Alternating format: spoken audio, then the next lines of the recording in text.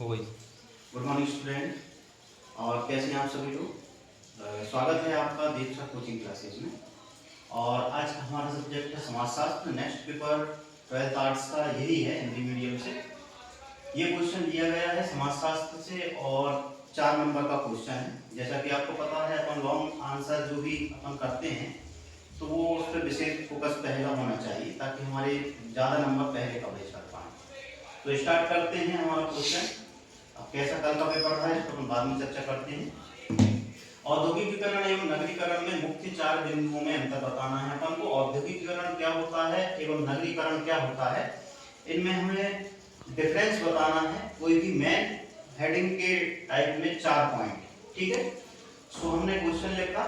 अब इसमें हम जानते हैं कि औद्योगिकीकरण और नगरीकरण आधुनिक विकास की परस्पर जुड़ी हुई प्रक्रियाएं हैं।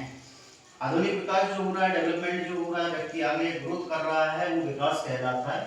और उस विकास में जो परस्पर एक दूसरे से जुड़ी हुई जो प्रक्रियाएं हैं, जो भी प्रक्रियाएं जिनसे जुड़े हुए दोनों पहलू हैं, और वो हमने यहाँ जाना आधुनिकीकरण में। औद्योगिकीकरण और नगरीकरण यानी अलग नहीं है, ये दोनों एक दूसरे से अटैच हैं, जुड़े हुए हैं। जैसे कि औद्योगिकीकरण की बात की जाए तो उद्योगों की स्थापना। उद्योग क्या होते हैं? कई सारे कारखाने, कई सारी फैक्ट्रियां, है ना, जिनसे कि रोजगार के अवसर भी बढ़ते हैं। तो ये सभी उद्योगों की स्थापना से रोजगार के अवसर भी बढ़ते हैं, जो लोगों को शहरों की ओर आकर्षित करते हैं। आपने देखा होगा छोटे छोटे गांवों में रहने वाले लोग उद्योगों के संबंध में शहरों में आते हैं, शहरों में रह करके रोजगार करते हैं। अब इससे होता क्या है कि जब वो शहरों में आते हैं, यहाँ तक कि फिर वहाँ पर बस्तियों का निर्माण हो जाता है। अन्य छोटे छोटे आपने देखे होंगे स्पोर्ट पर कई सारी बस्तियां बन जाती हैं, भीड़ भाड़ हो जाती है। तो आकर्षित तो हो रहे हैं वो गांव से शहर में आकर के, और रोजगार भी कर रहे हैं।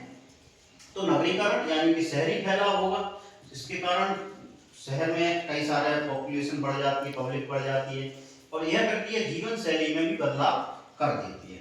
बुनियादी ढांचे के विकास और सामाजिक संरचनाओं को प्रभावित। बुनियादी ढांचा जो हमारा रहता है, एक स्ट्रक्चर, उस पर भी इसका प्रभाव पड़ता है। अब औद्योगिकीकरण एवं नगरीकरण के 4 मुख्य बिंदु, जैसा कि हमने ऊपर हेडिंग में देखा है कि 4 मुख्य बिंदुओं को हमें समझाना है।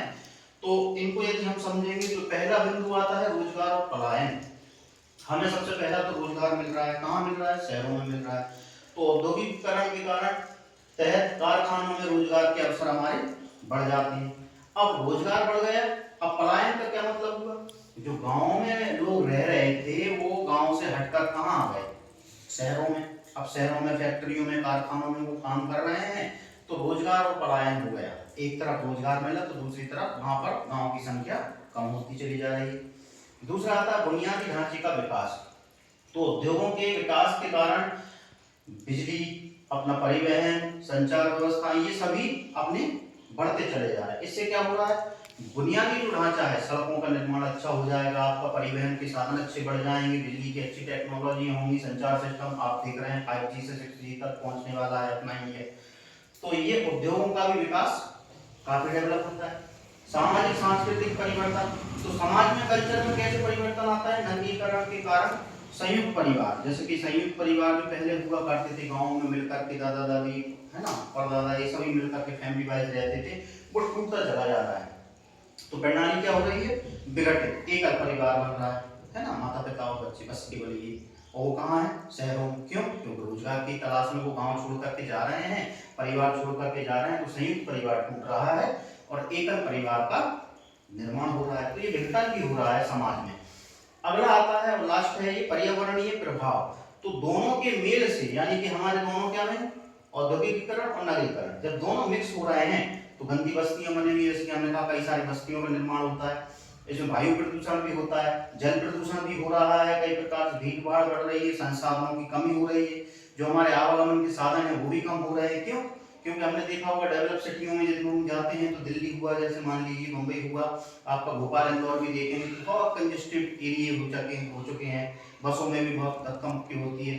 तो यहाँ पर पब्लिक बढ़ती है, पॉपुलेशन बढ़ती है, भीड़ भाड़ हो जाती है, संसाधन जो हमारी जरूरतों के सामान है वो भी कम पड़ने लगते हैं। एक सेटिस्फाई 4 नंबर का आंसर, और हमने हमेशा आपको बताया है 4 नंबर का यदि आंसर आता है तो 4 पॉइंट हमारे सेटिस्फाई दिख रहा है। प्रत्येक अपना जो आंसर है वो 1 नंबर हमें देगा। ये डेफिनेशन हमने इसलिए समझाई है ताकि अपन इसको पहले एक्सप्लेन कर पाए कि औद्योगिकीकरण, नगरीकरण होता क्या है। तो ये भी लिखना जरूरी है, यदि आप लिख पाए तो लिखेंगे। 4 नंबर का ये आंसर है आपका, और यदि आप इसको लिखते हैं तो मैक्सिमम आपको 4 नंबर मिल जाते हैं। ठीक है, तो ऐसे ही मजेदार वीडियो के लिए और नॉलेजफुल वीडियो के लिए आप देखते रहिए Dev sir coaching classes. Thank you for watching. Like, comments और सब्सक्राइब कर बेल आइकन को दबाना ना भूलें। Thank you.